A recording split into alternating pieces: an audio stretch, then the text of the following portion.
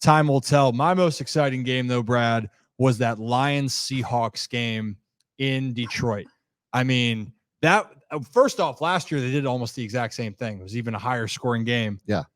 But man, was that entertaining. It was back and forth. And then the first play of the second half, handoff to David Montgomery, fumble, Seahawks score to get right even again in the game. It was 14-7 at the half. 14-7 at the half, final score 37-31.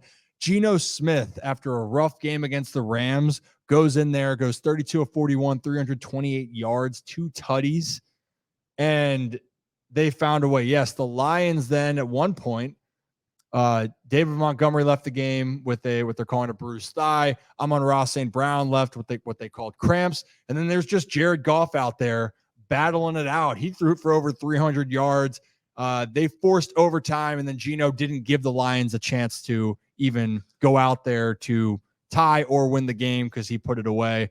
Just a really overall fun football game to watch. Yeah. I mean, and if you're a Lions fan, I wouldn't be too discouraged by this either because they still played a solid game. This guy, Josh Reynolds, also is going to be a stud for them. Amon St. Brown's going to get all the attention. He's had a great first 2 weeks. And Sam Laporta, the tight end, the rookie tight end. Tight ends as rookies aren't supposed to have a lot of success. Right. Unless your name's Mark Andrews. But even in this case, Laporta, 5 catches, 63 yards. He looked like a stud, but that's why I think the Seahawks team on the other flip side of it, Brad, this is why I thought this offense could be very good. Yeah. You have some really solid pieces. You have Metcalf, Lockett, Noah Fant, your tight end. You have 2 running backs, which is led by Kenneth Walker right now. And then Geno Smith has proven he is not, for me, it's not a 1-year thing. I think he's going to be a very talented player. Sorry, let me reverse that. I think he's showing his talent as a player. He's older, but he was able to show that he deserves to be a starting quarterback and can lead this team in Seattle. Yeah, it's just everybody kind of forgot about him for a while. Yeah, well, they wrote him off, and we're talking about coaching. The Jets and him, and maybe it was him being immature or something. It was part because Rex Ryan. I don't know if I would. I mean, but it's legendary coach. But it's part on the player. You got to take responsibility. Yeah, and Geno and he even said there was parts of his game he wished he took more responsibility or he needed to adjust to, and he didn't. And the other part is your team putting you in a position to have success. It's a combination. The best thing for Geno is going to back up Russell in Seattle, learn, continue to grow, continue to mature. And then when your time comes again, seize the moment.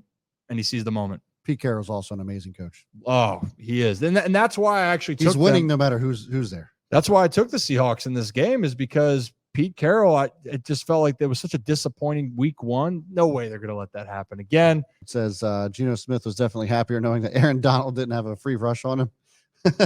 Just referring to last week's play where you overheard him on a hot mic saying, "Oh my God," as Aaron Donald was rushing towards him. But he said he must have felt like he was in the middle of a nature documentary about lions on that play last week. That was something. We talked about that. And I think we showed that clip as well. But man, Geno Smith. It's just kind of amazing to, we talk about coaching and systems and being part of good systems and good organizations. Geno Smith, you put a quarterback like that in, and I don't care who it is, you put him in a bad situation, they're going to play poorly. And it just so happens that Geno's in a good spot now. And you can see, obviously, his potential is being seen.